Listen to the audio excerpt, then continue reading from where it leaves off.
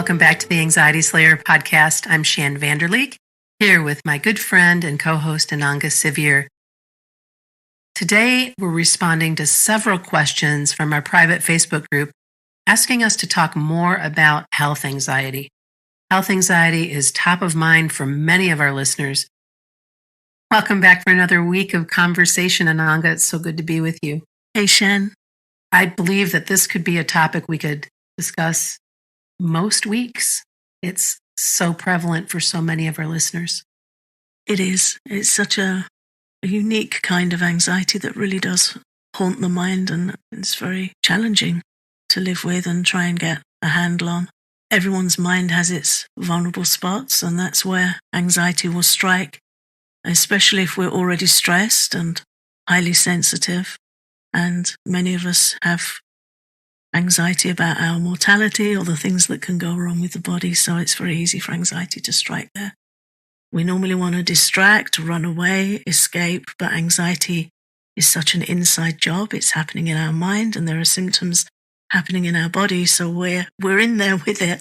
And it really helps to understand more of what's going on with a view of getting the support we need for our experience.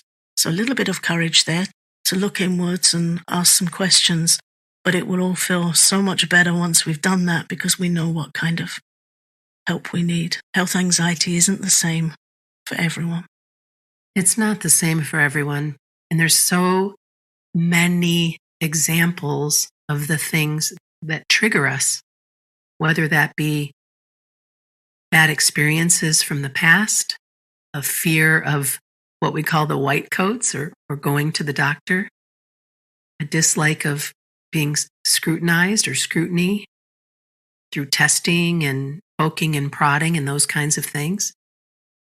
The whole general health what ifs that can come along with health anxiety. You might get triggered from a family member or a friend around something that's going on in their body or in their mind, or that makes you worry about your own. It could be a good friend who's dealing with something really heavy. It could be a trigger from the news or something that you're watching on television or watching online.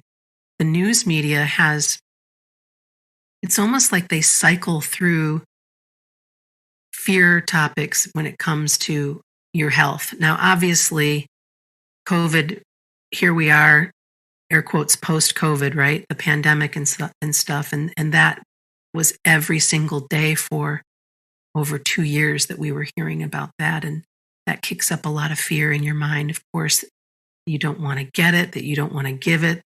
Oh my goodness, what's next? And then when it's not something as huge as COVID, it's something else. So this week it'll be Ebola. Next week it'll be bird flu, and it goes on and on. And depending on how your mind is constructed, you could fall into that place of really feeling like, oh my goodness, what if that happens? Oh my gosh, now it's this, now it's that, now it's this. Well, it's always going to be this or that. It's never going to stop, unfortunately. So the thing that you can do is take a break from watching the news and to really be mindful of the movies and programs and things that you allow in, because if your mind is already fragile, that's going to be tough. I know you have some feedback that you'd like to share as I was moving through those examples, Ananga. Yeah, just touching back on a couple of them. The first one, past bad experiences. What do we mean when we mention that? And that's to look back if you feel anxious about a hospital appointment or a checkup or a visit to the doctor, to just ask yourself, where's this coming from? And it might be general discomfort that you just, not really happy making those visits. Many people aren't. Or it might be that you can recall an experience in the past that was uncomfortable. Maybe it felt controlling, or you felt you weren't heard, or the practitioner wasn't particularly sympathetic as I'm saying it. 2 memories have flashed up in my mind that I'd forgotten about for a long time of negative experiences when I was young with tests with kind of older, bald-headed, stern men. two very different guys, but they looked very similar and their attitude felt similar. And I almost felt like ridiculed by them, very uncomfortable with them. Yeah. So that's a real classic example of that kind of thing that can lurk in the mind. A great case for tapping, which we're going to talk more about in a few minutes. Yeah. If you've had a past bad experience with a medical exam or a hospital experience, whatever your personal experience may be, there are ways to diffuse the anxiety in that experience. It can be done with neuro-linguistic programming, NLP, different modalities, different therapies, EFT tapping, something we share a lot here. You might want to go through it with a counselor or a practitioner of one of those two skill sets that I just mentioned. See if you can get some help clearing it. Mm-hmm. And if that brings you some peace, that you can put it in the past as a memory that doesn't have an emotional charge for you anymore. And then you can go ahead and get the healthcare you need more peacefully. Same with fear of the white coats, as people often refer to it. Again, a great case for EFT tapping to diffuse that fear. Sometimes it's a dislike of scrutiny. I personally have a discomfort with that. I can feel as uncomfortable getting my eyes tested as going to the dentist. Me too. Yep, I think we've spoken about that before. I don't like people too close to my face. Yep. I don't like people looking in my face with torches and stuff. So that's something I've had to work on. And that's where a wonderful technique called the calming point comes in, where you press the thumb of your right hand into the center of your left palm and take steady, deep breaths, and it helps you feel much more relaxed and calm. That got me through a wisdom tooth extraction quite peacefully, surprisingly peacefully. So good skills to learn. You can find out more about that one on our website as well. Mm-hmm. Looking through, have I had a past bad experience? Is it that I don't like people too close up, scrutinizing my body? Learning what the triggers are, learning and respecting ourselves individually, how things affect us, and then looking at tools and techniques to help us settle that when we've been triggered. Yeah, because once you can get specific, once you can drill down into what may be going on, that's when you can really start taking action and use these tools and calm your fears and calm your anxious mind. Let's move on and talk about some of the tapping stories and tapping experiences that you've had, that we've both had, and the use of tapping to calm health anxiety that I think would be quite helpful. Yeah, so for anyone who's new to this topic, we're talking about EFT tapping. EFT stands for Emotional Freedom Techniques, and tapping is a technique where you tap on specific meridian points on the body for a variety of benefits, but one of them is calming anxiety. And you can find out more about tapping on our website at anxietyslayer.com/EFT. You can also find a link there to our free course, which has some tapping examples. So this is a wonderful technique that helps us tune in to specific anxieties and fears and diffuse them. Been using tapping for about 25 years now. Teaching it, sharing it, wrote a book on it, used to teach workshops on it. I'm really amazed after so many years to see again and again how much tapping can help. And it's a wonderful tool to learn, and it's a very creative technique. And when it comes to health anxiety, there are some great and easy ways you can use it. For one example, many people get anxious about their blood pressure. And when you feel anxious about something regularly and over time, then any objects around that anxiety can become triggers. So I've worked with clients in the past that needed to take their blood pressure regularly, needed to measure their blood pressure. So they'd get the blood pressure monitor, and the second they saw that machine, it's almost like there's a part of your mind that feels that that machine's going to decide your fate. You're going to put the cuff on your arm, and that machine is going to deliver the numbers that are going to make you feel relieved or stressed.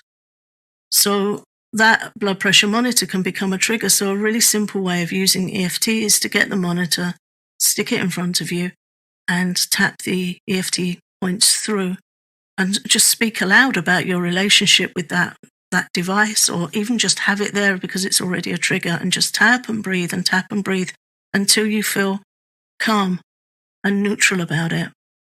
And so you're using a trigger in your environment as a prompt for a tapping session. And that's going to help your blood pressure reading because you're going to be calm and relaxed when you take the reading, but also it stops that device becoming a trigger instead of just a measuring tool. So that's one example. There's many ways of using tapping to become calm before tests and appointments, or over anxiety around doctors. You might want to look up a practitioner and work with somebody one-to-one, or you can find help. In the Anxiety Slayer Academy, we have a course which is specifically about tapping and health anxiety with some guided sessions.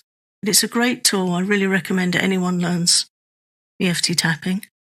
It's such a flexible and effective tool. I was helping somebody just a few weeks ago who had quite an intense fear of spiders, and they've messaged me a couple of times since to say how they've caught some spiders, put them outside. They were having bad dreams about spiders, which have completely stopped, and they were having nightmares about once a week. Quite intensely, completely stopped since we tapped together. So it's a great tool to learn with such a variety of applications that I really recommend looking into it. It's wonderful to have something you can turn to and something you can use when you're really feeling health anxiety. Being able to understand our triggers and diffuse them is magic. So if you've been thinking about tapping and haven't tried it, please give it a try. This show is sponsored by BetterHelp. Whether you're dealing with decisions around career, relationships, or anything else, sometimes getting therapy can help you stay connected to what you really want while you're navigating through life. We're all faced with tough choices at certain times, and the path forward isn't always clear. But you can learn to trust yourself to make the decisions that align with your values with practice and support. If you're thinking of starting therapy, give BetterHelp a try. Just fill out a brief questionnaire to get matched with a licensed therapist, and you can switch therapists at any time for no additional charge. Let therapy be your map with BetterHelp. Visit betterhelp.com/slayer today to get 10% off your first month. That's BetterHelp, HELP.com/slayer. Before the break, we were talking about how tapping can help with so many health anxiety issues. And now we're going to roll into general support for health anxiety and what you can do to support yourself when your mind is feeling a little bit off and a little worried about your health. Yeah, I've always found it really helpful to have healthy habits that calm the mind, but also are good for your body and for your well-being. There are some healthy habits we can bring into our daily life that really break the spell of health anxiety because they help us move from being caught in fearful thinking, which can really freeze you. That kind of anxiety really holds you on the spot, and then it's hard to do anything to help yourself feel more calm. So it breaks that spell from being caught in fearful thinking to being proactive and moving into self-care. And that alone, that change alone, can break the spell of anxiety. So we have some suggestions that help with that. At the top of the list for me is being able to talk with a trusted friend like you, Ananga, or a family member about how you're feeling and what's coming up for you. This is a person that you feel safe with, that can hear you. This is maybe a situation where you just want to be heard without any advice or suggestion, but to just know that somebody's there for you and witnessing what's happening in your mind.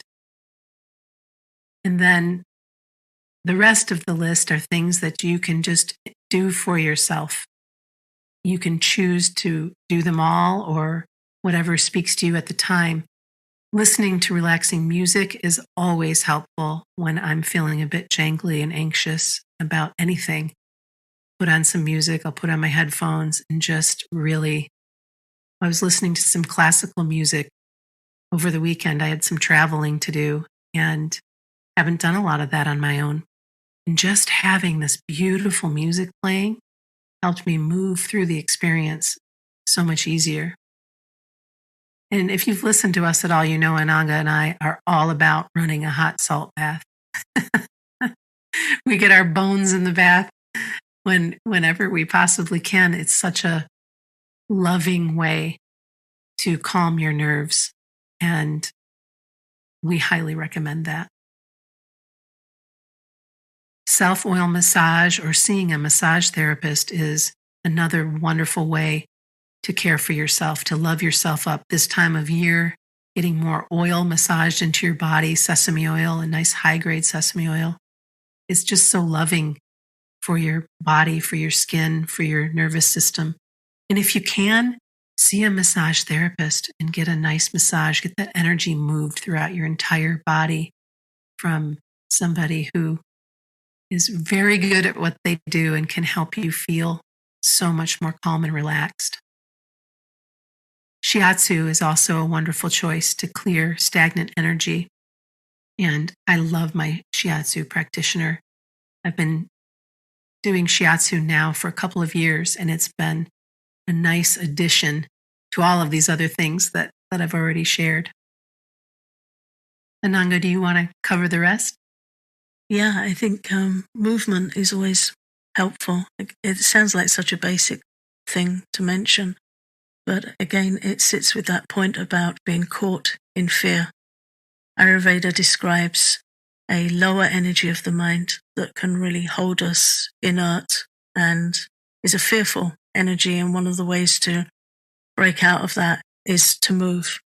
Sometimes we might feel almost stuck in our chair or frozen to the spot wherever we are when we feel really fearful, and a thought comes into our mind and it holds our mind hostage, and then that energy of freeze just goes straight through the body. So even to just start shaking your hands, shrugging your shoulders, just moving your body around as best you can and as quickly as you can when an anxious thought comes into your mind is really helpful, and it changes that energy from frozen to moving. It gives us an opportunity to then make other choices that are going to support us and help us feel calm. If you're alone or somewhere private and it's a good opportunity to do so, you could put on some music and just shake your body, stretch your body, or dance in defiance of what's going on in your mind. But eventually the message gets through to the body. Take a walk. If not, there's a wonderful account I read of one very inspiring woman who walked through a year of intense grief. And it was complex grief. Grief is always painful and difficult, but this was a particularly complex story, many layered grief. And she shared how she would march out of her door every day and just walk, which I found really inspiring and backs up this point of walking through whatever's going on in our mind and body. So always a good thing to do that too. If ever I have a high adrenaline state in my body, I will make a point of stepping outside and walking it off. Otherwise, that adrenaline is just going into our tissues and causing us more of a heightened anxiety state. So walking, running, dancing, swimming, shaking it off, qigong, yoga, mindful moving, anything that appeals to you that you can bring into your day. And we don't need to wait until we feel anxious to do it, although it's great to switch into that to calm anxiety when those moments do arise in our mind. But if we can bring these things into our day as a daily practice, then we're protecting ourselves from anxiety and taking really good care of our health, which is always such a calming thought when we're suffering with health anxiety. And we're all too aware of the effects stress can have on our body. Sometimes we can feel kind of caught in that loop of feeling so worried and stressed and then worried that we're harming ourselves by the worry. Then pick something to do that calms the mind and takes care of the body. And of course, we have to mention deep breathing exercises, any kind of breathing exercise, just even stopping for a moment to take a few deep cleansing breaths can make a difference. Because when we're anxious, we breathe in a real shallow place. And when we breathe deeply, you can almost immediately feel your entire nervous system relax because you've taken a moment to give it what it needs. So deep breathing, any practice, is going to be helpful. And we have lots of calming essential oils that we've recommended. Really important. And if you're not into essential oils or you're looking to get your first batch, you'd be looking at lavender or Anangalike vetiver. These are all nice calming essential oils that you can use in support of your nervous system. Yeah, lemon balm, so many beautiful scents. And that's such an easy thing to diffuse into your room, and you can have that set up before sleep or when you're getting going in the morning or reading and relaxing in the evening, just to have these things around and ready to go to calm the mind. It's another thing really not to be taken lightly. Essential oils have been used for thousands of years for calming the mind, boosting the immune system, looking after our respiratory system, so many benefits. So it can be nice to get a good book on essential oils if you feel anxious about your health. Make it a new interest to educate yourself about what oils might be helpful to you, and draw your mind away from anxiety by pulling it into learning something new, something healing. Learn about yoga, learn about qigong, something that speaks to you, something that interests you, upgrading your nutrition. Pull your mind away from anxiety and into proactivity, and that always makes a huge difference. Breathing is always really important. When we breathe rapidly, as we tend to when we're anxious, and we take shallow breaths, that stirs up the thoughts in our minds more. Both Ayurveda and yoga teach that the rate of our thoughts is directly related to the rate of our breath. We get a lot of questions about, unwanted thoughts and fast thoughts breaking into the mind and running over and over. Learning some calming breathing practices is one of the best things you can do for that. As you change your breathing, it tells your mind that you've got this and you're helping yourself feel more calm. We have lots of guided breathing sessions, guided relaxations on our Patreon at patreon.com/anxietyslayer. We have some guided tapping sessions there too. So if you want some guided practices to follow along with us, you can take a look there for extra support. Any calming self-care skills that you can learn are going to help you feel better, are going to help you slay your health anxiety. Listen to this episode again if you need to. Take a peek at the show notes and know that we're here in your corner. We want to help you any way we can.